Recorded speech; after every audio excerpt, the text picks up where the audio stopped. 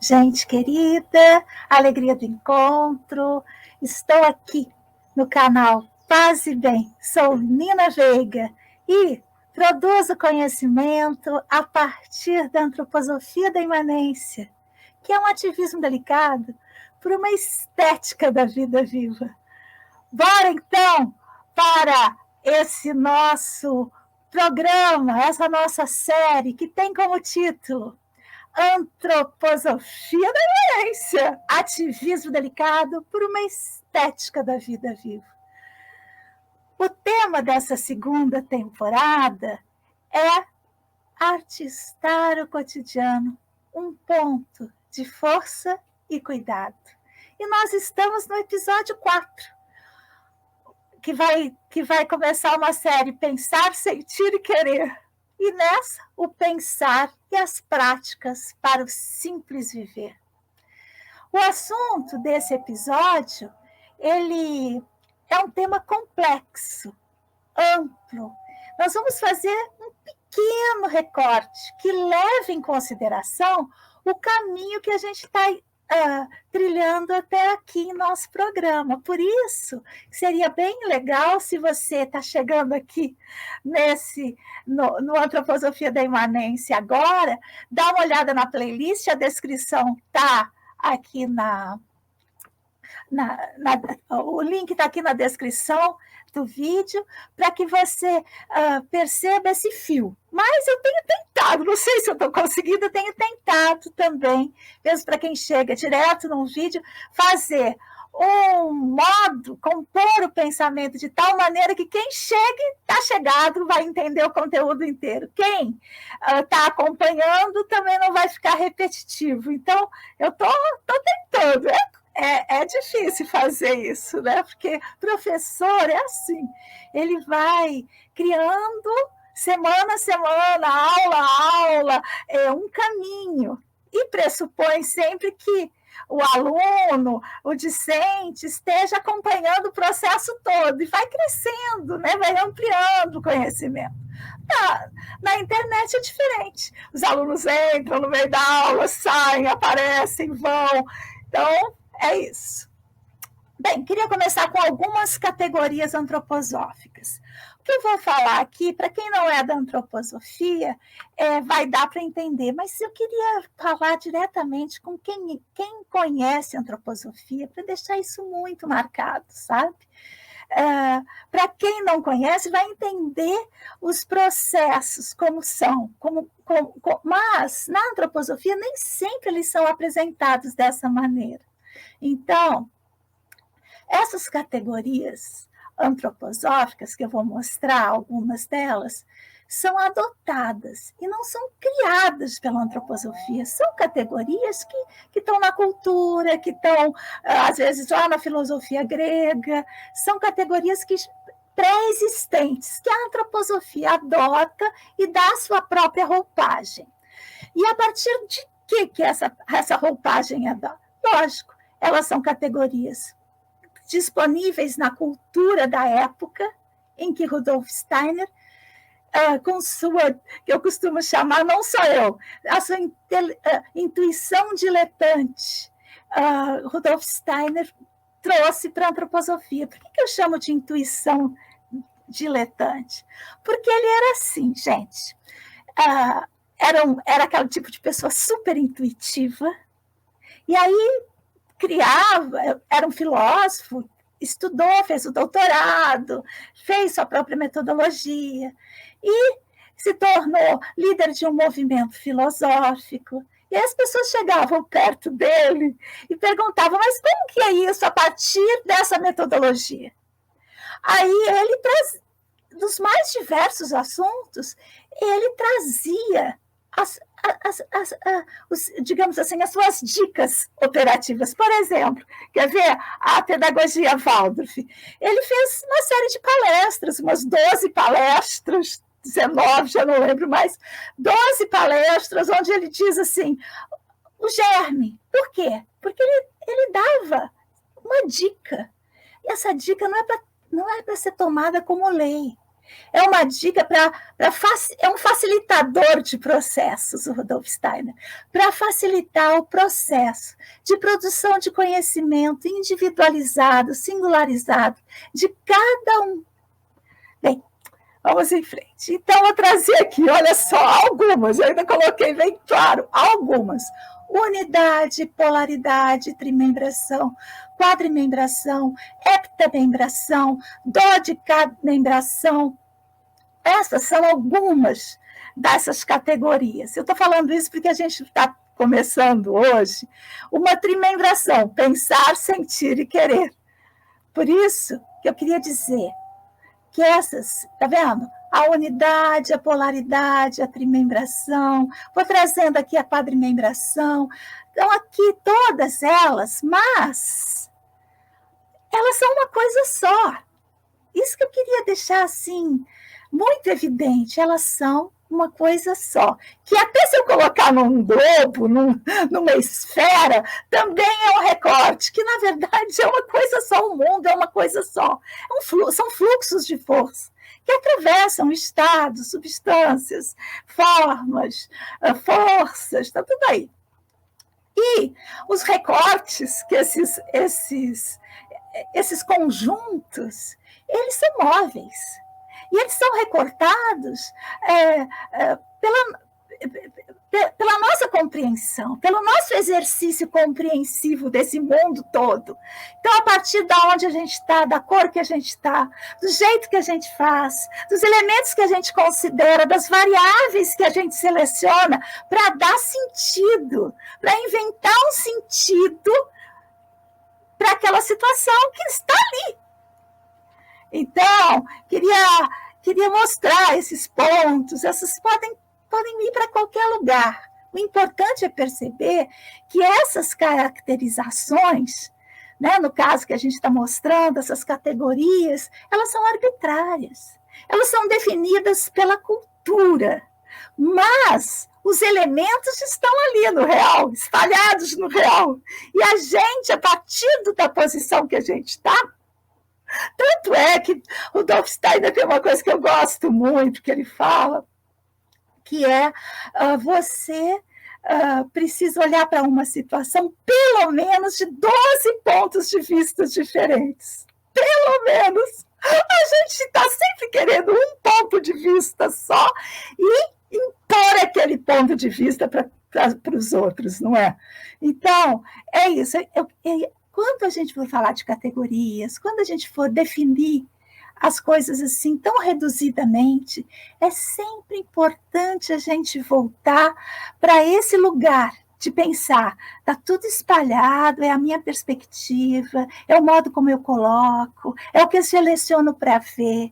Como, por exemplo, começo, meio e fim. Mas o começo é onde? É no Big Bang?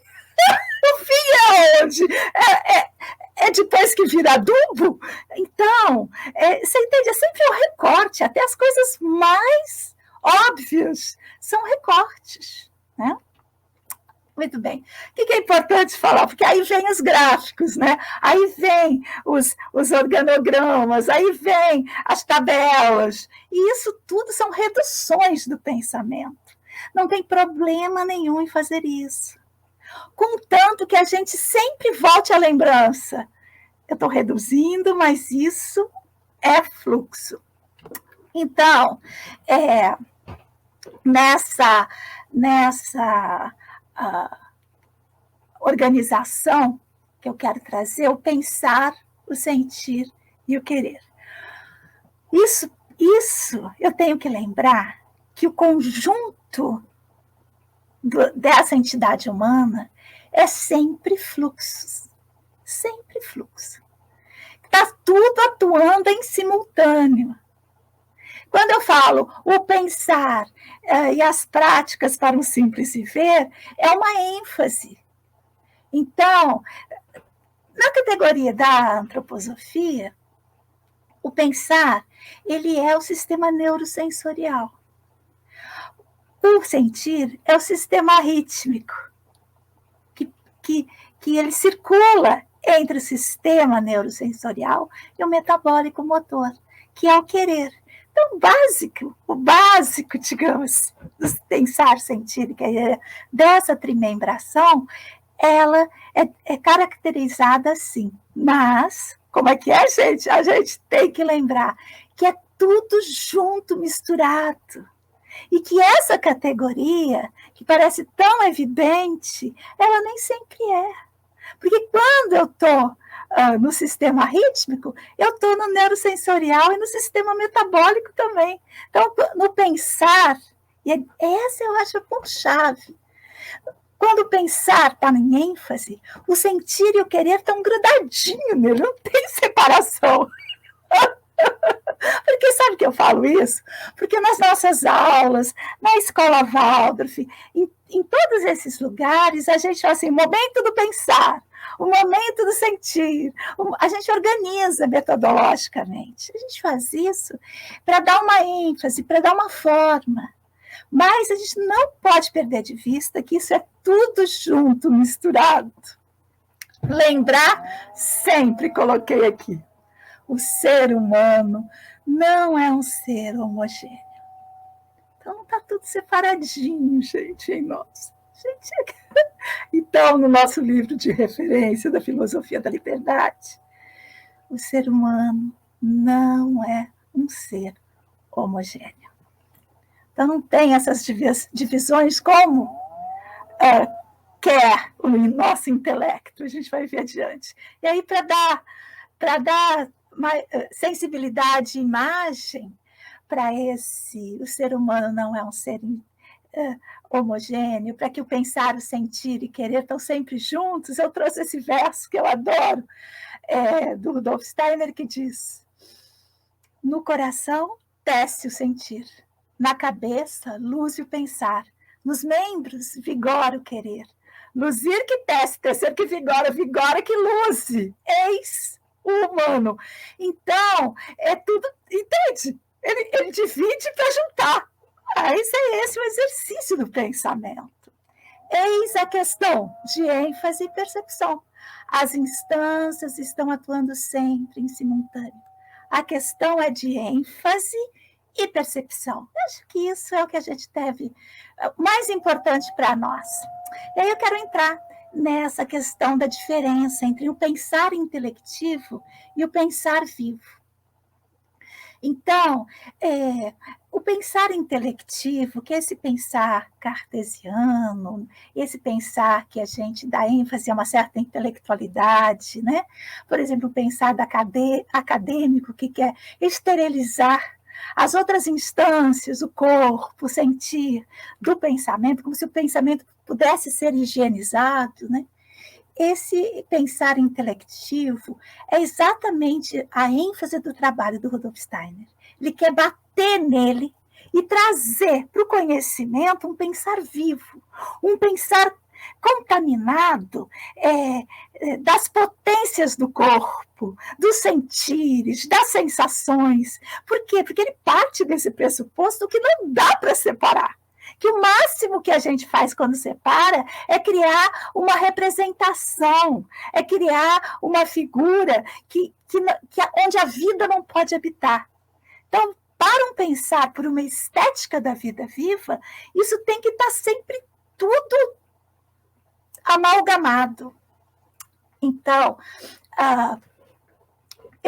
eu trago aqui mais um pedacinho do nosso livro que diz: não pretendemos declarar como humanas apenas as ações provenientes do intelecto. E aí vou trazer uma citação bem interessante do Marcelo Grau da Veiga, que ele vai justamente tocar naquilo que as obras básicas da antroposofia trazem. Metodologicamente, as obras básicas da antroposofia seguem o caráter filosófico geral, ou seja, tomam como ponto de partida a consciência científica moderna. Então, a gente tem uma coisa aí, que é o pensamento moderno. O que é o pensamento moderno? É o pensamento colonialista, eurocentrado, masculino, intelectivo. Mas a antroposofia está dentro desse pensamento, mas ela aponta linhas de fuga para a gente escapar disso, né? De dentro dela mesma, ela traz um antídoto para o pensamento moderno. Olha o que diz o Marcelo. Porém, partem da convicção de que o intelecto responsável pelo grande avanço científico e tecnológico não é, como alega o positivismo, o ponto máximo do ser humano. Penso, logo existo. Vivo, logo existo. Sinto, me mexo, né? Porque penso, entende?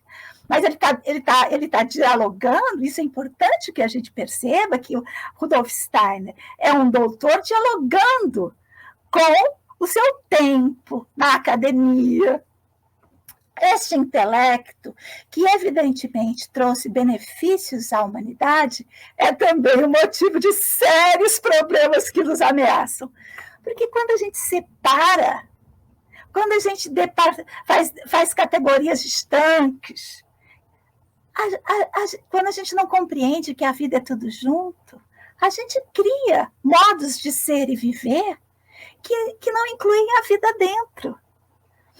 E isso é superversão, gente. Isso não é viável a longo prazo, tanto que a gente está no apogeu, digamos assim, da própria existência do planeta. Muito bem. A focalização da realidade física no método experimental das ciências modernas se libertou do paradigma teológico medieval. Por quê? Porque as ciências modernas vêm para, digamos assim, ultrapassar aquele pensamento teológico medieval. Né? O iluminismo vem para combater o obscurantismo. Hoje a gente sabe que naquele obscurantismo também tem muitas potências. Mas esse é o discurso que está sendo construído ali, que Rudolf Steiner vai tentar, a partir de Goethe, né, gente? Lembrando que o Goethe, que é a figura, sistematizar uma metodologia que ultrapasse isso. Ou seja, pegando aquelas qualidades desse pensamento medieval, teológico, e a ciência moderna, e criando um pensamento outro, que inclui, e não que exclui, que separa.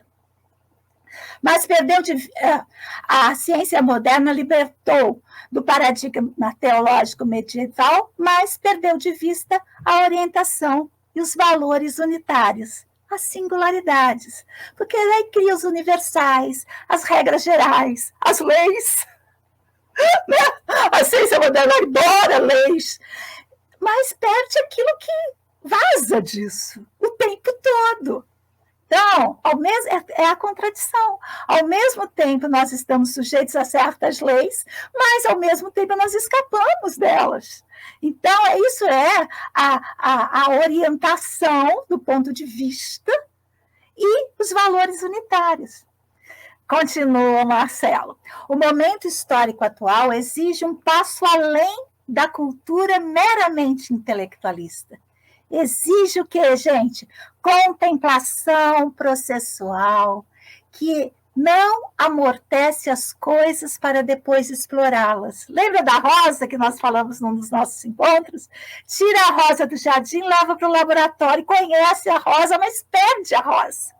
Então, conhecer a rosa nas suas partes, nas suas substâncias, é muito importante. Mas conhecer a rosa no jardim, sobre a influência das forças que atuam sobre ela, também. Mesmo porque o geral da rosa pode ser até de todas as rosas, mas cada jardim é único. Exige a contemplação processual, que não amortece as coisas para depois explorá-las, mas convive com elas em seu devir e desenvolve um agir de acordo, numa transformação do intelecto em um pensar vivo, capaz de perceber a dinâmica processual, A antroposofia estimula o trabalho dessa autotransformação do pensar meramente intelectual num pensar vivo e processual. Era o que o Spinoza chama de reforma do pensamento. Vamos falar da organização do nosso estudo. Então, aqui na descrição do vídeo tem o link para a nossa página, onde todos os nossos programas, tudo que a gente tem como acervo de referência está lá.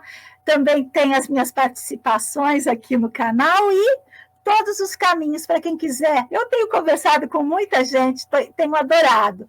Para quem quiser continuar conversando comigo por WhatsApp, pelo Messenger, por e-mail, pelo Telegram, estou aqui. Então, vamos às nossas práticas para o simples viver.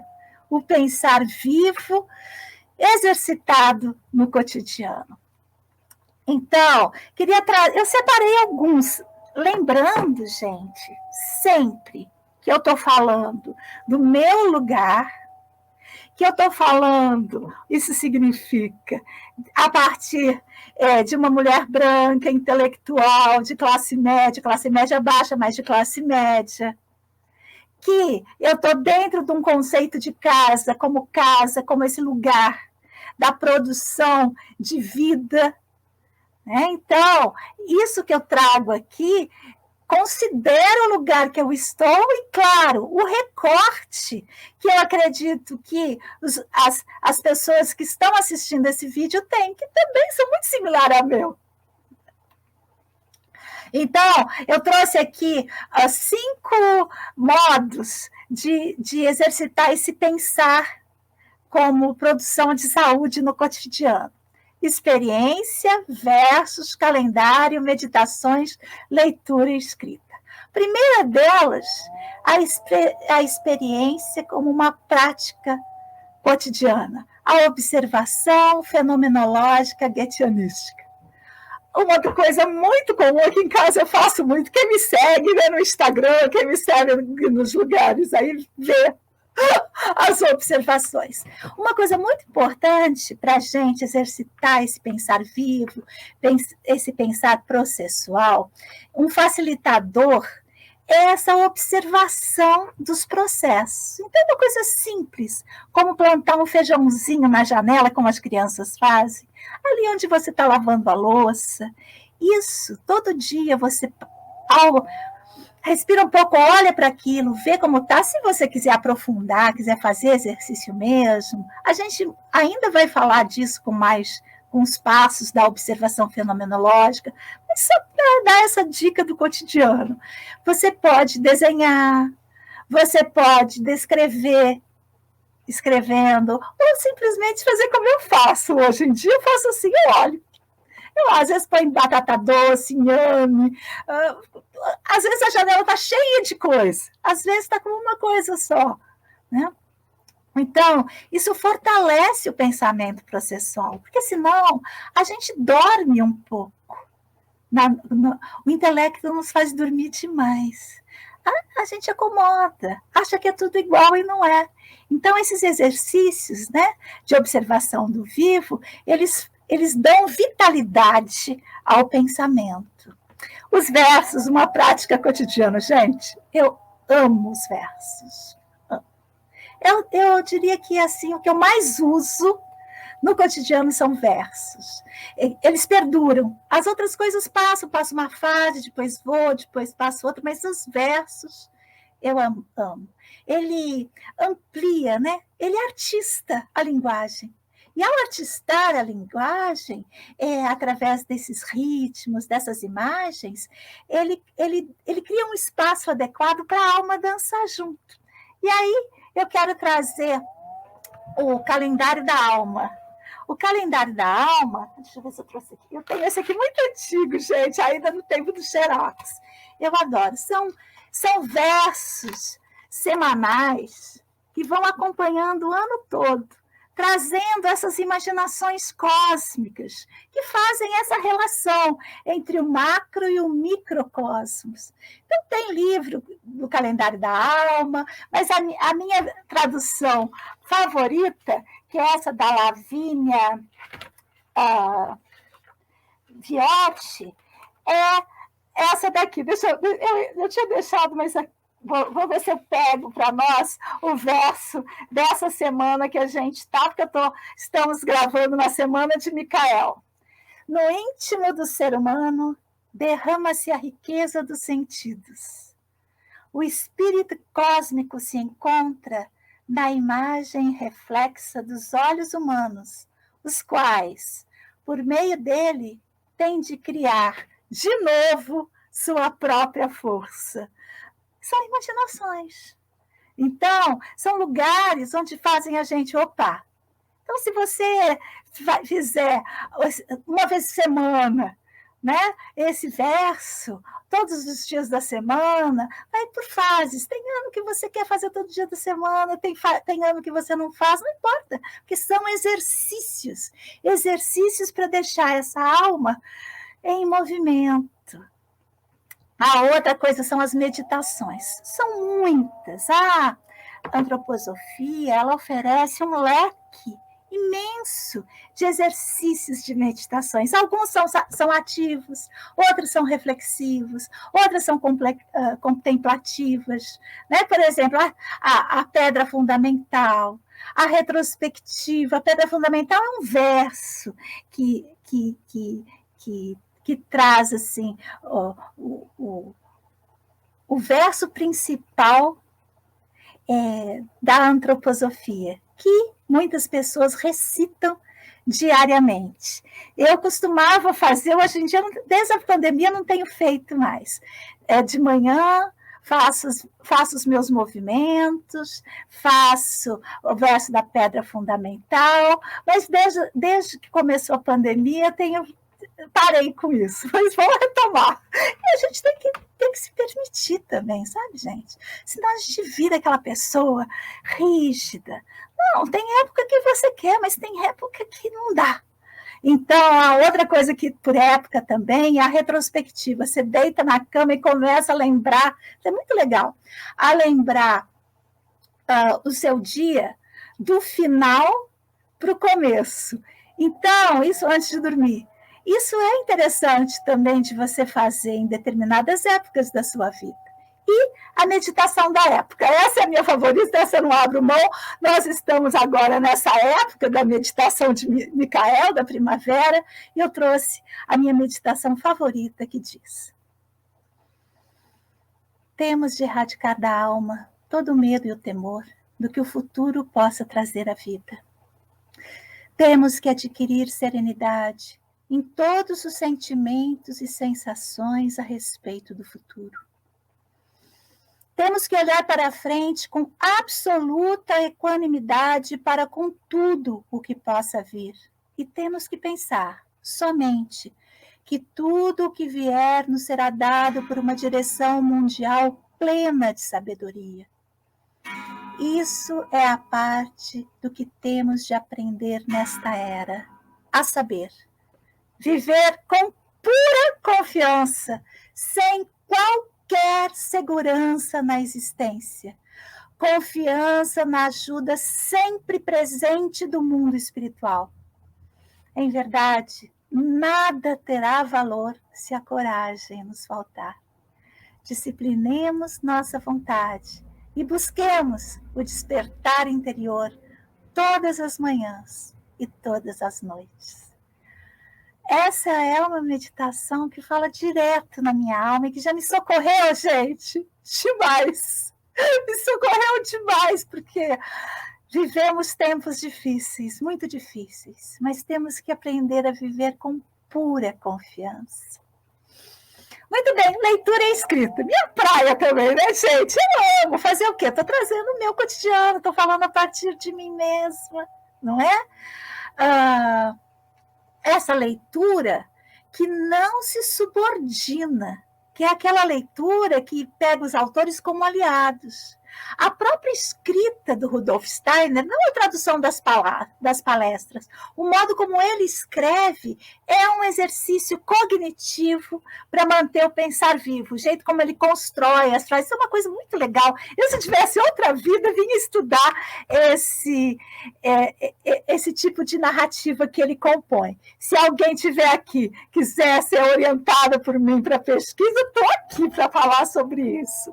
Só me procurar num dos canais, porque é uma coisa que me fascina mesmo. O modo como ele desenvolve a sua escrita produz um exercício cognitivo para o pensar vivo. É lindo, gente. Bem, uma escrita de si como ascese, como cuidado de si, que é aquela escrita cotidiana, diarista, um exercício também que a gente pode fazer, ele vai envolver esse cuidado, esse distanciamento entre aquilo que a gente fez e aquilo que a gente refletiu sobre, essa contemplação de si, que são exercícios de cuidado, de ascese, né? De manutenção da nossa potência de viver. Não são exercícios para nos apequenar, gente. São exercícios para ampliar a nossa alegria de viver. É a salutogênese, né? Bem, uma repetição necessária. Vou repetir o verso, mas quero falar. Quando tratamos de categoria, no caso aqui desses programas, pensar, sentir e querer, na antroposofia é importante perceber que elas são instrumentos de apoio e ampliação da percepção, dicas, e não dispositivos de encaixotamento, chamei assim. Então, vamos a ele, esse verso lindo. No coração, teste o sentir. Na cabeça, luz e pensar. Nos membros, vigora o querer. Luzir que teste, tecer que vigora, vigorar que luze. Eis a gente, seres humanos, né? Muito bem. Aí, estão aqui as nossas referências. Hoje trabalhamos bastante esse embasamento para o próximo programa, que vai ser o sentir. Então, vamos lá, continuamos juntos, pois assim nós somos mais fortes.